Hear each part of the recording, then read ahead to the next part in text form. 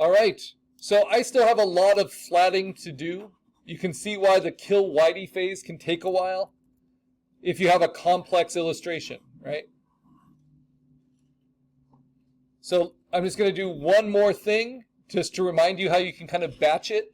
So all of these chords for this kind of samurai style stylized saddle, they're all going to be kind of a deep red.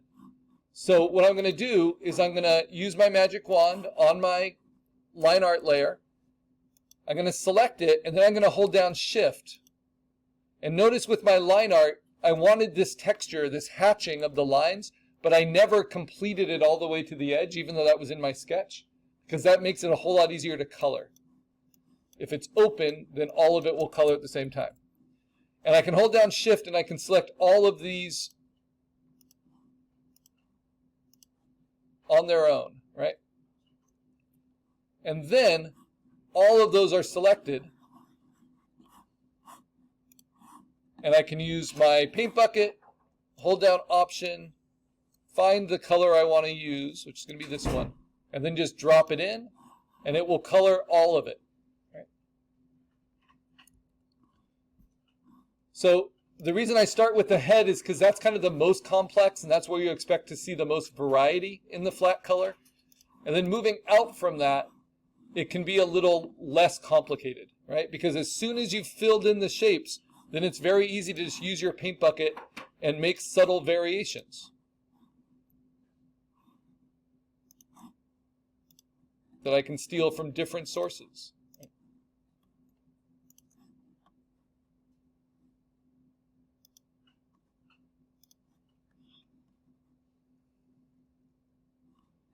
And that's flatting. Now this I want to be kind of a gold color.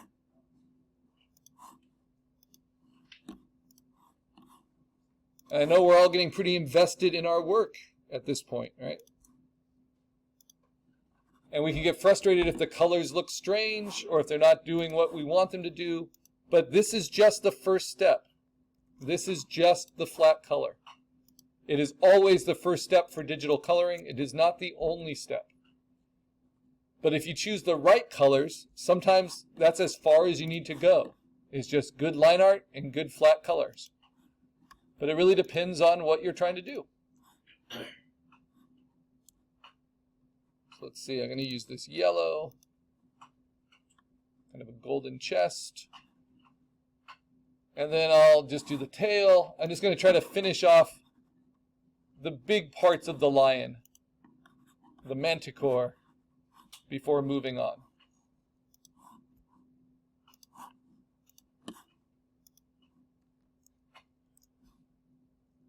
And then what makes a manticore is the scorpion kind of tail.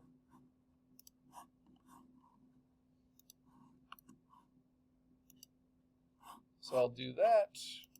Hold down Shift, do multiples. Fill that in with this purple.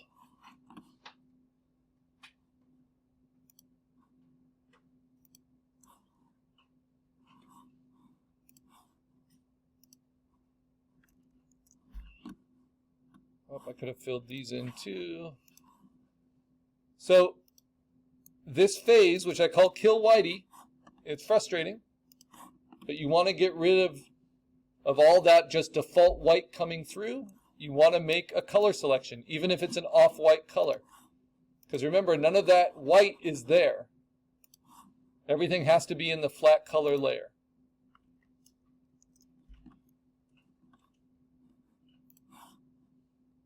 Sometimes I find it helpful to turn off the blank white layer just so I can see what still needs to be filled in, what still can be selected.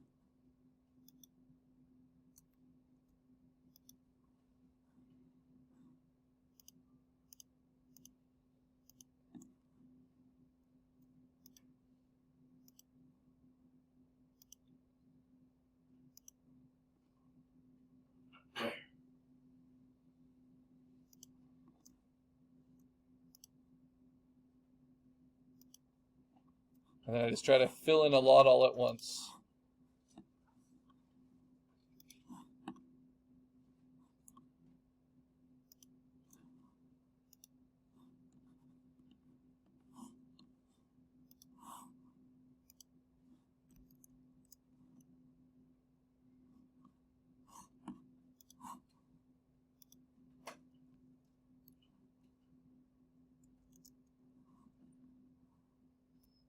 And I like this dark blue. Let's use some of that. Let's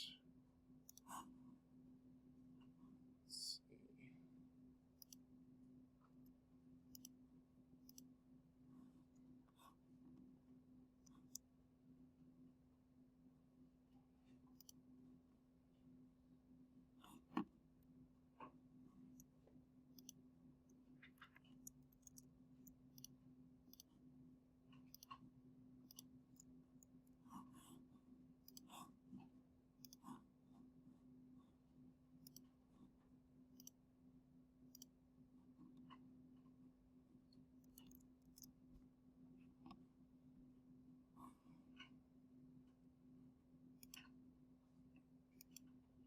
And we're close, so close.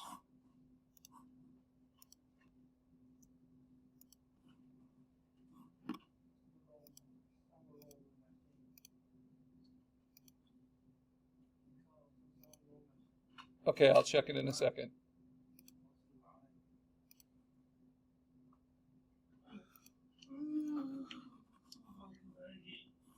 Always good to hit Command S to save when you're stuck with something. All right.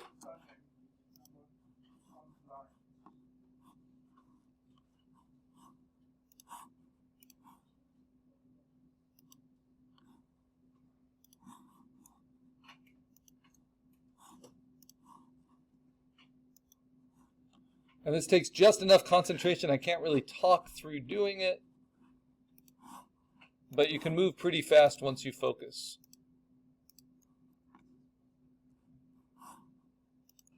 And I know some people like to do coloring books for fun.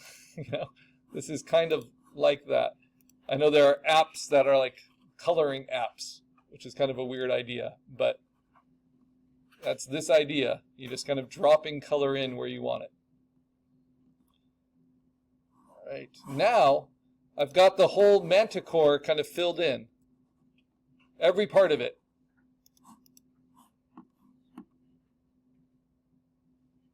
And so I'm going to save my work there.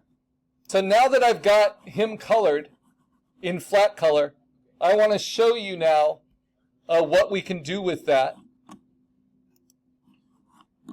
And the first step is always flat coloring.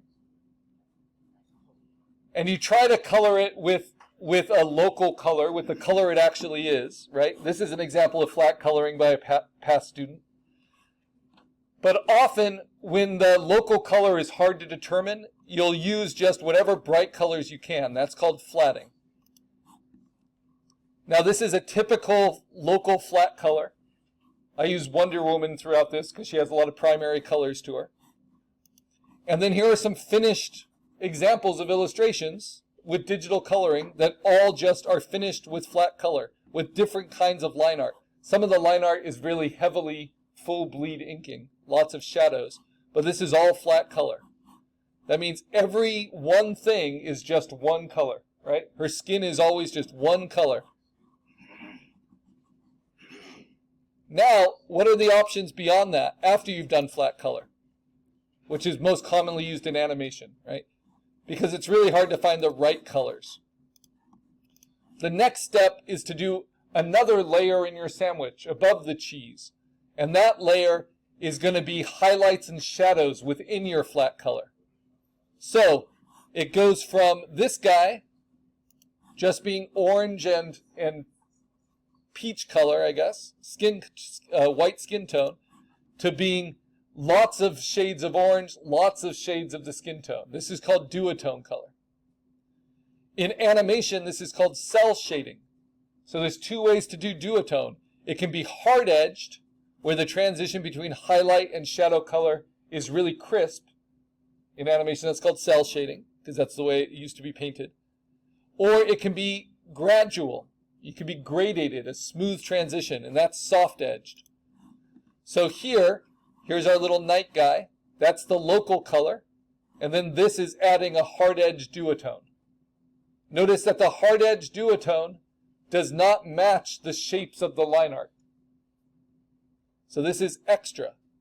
You can see duotone color here. Even though it's very simplified, it adds a lot of impact because you have highlight and shadow within each color. So here we have flat color Wonder Woman. Here we have duotone color Wonder Woman. And this is all done with soft edge duotone. And you can fully model it that way.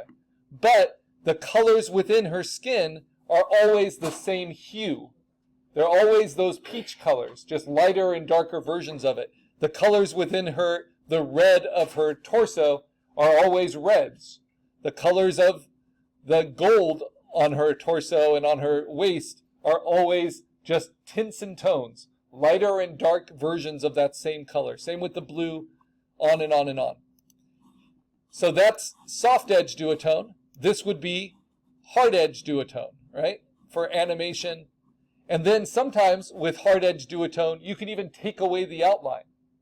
It's still digital coloring because it was colored behind the outline, but if you remove the outline, sometimes you can get that kind of graphic flat effect.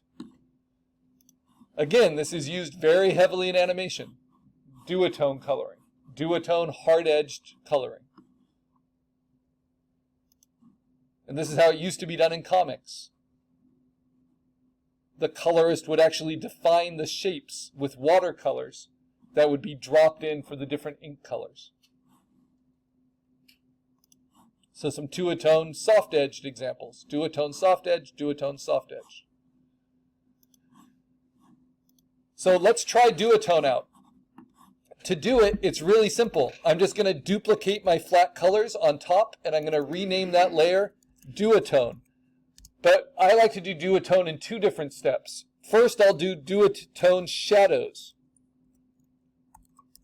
So how can I make all of these colors darker than the flat colors that I chose? Instead of choosing new colors or painting on top of my flat colors, I can just use what I've learned about compositing with image adjustments, with direct adjustments. So on my duotone shadow layer, I'm going to go to Image, Adjustments, Levels. And then I'm just going to shift the midtones darker. I was thinking that too. Yep, that's all you need to do. It's like adding black to all your colors. Right? So now I have those darker colors on top of my flat colors, right? And then I can also decide, like Dave Stewart, my favorite guy, does. I can decide to desaturate them a little bit. So I can go to Image Adjustment, Saturation, take that saturation down. And now I have what really look like shadow colors on top of my flat color. So how do I reveal the highlights? Well, should I do hard edge, like animation? Or should I do soft edge? Hard edge. So let's do hard edge. So what I'm going to do is I'm going to use my lasso tool with no feather, and then I'm just going to cut out the shapes that I think should be the highlight. So I'm going to have the highlight go across the top of the head here, and then I'm just going to hit delete. And what does it do? It reveals my flat colors underneath. Maybe about the top edge of the ear here. I want that to catch light. What about the top of the hair on the mane right here? Yep. So it's largely subjective. It's like what you think would look good. I'm kind of messing it up right now, but that's okay.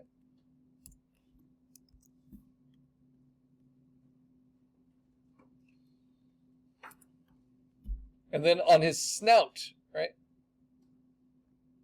That would catch light. Maybe a little glint in the eye.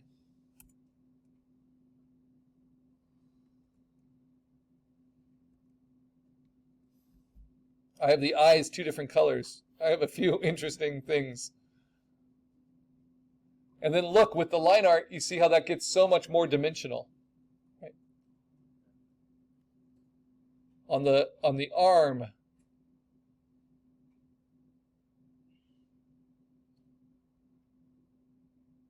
catch light.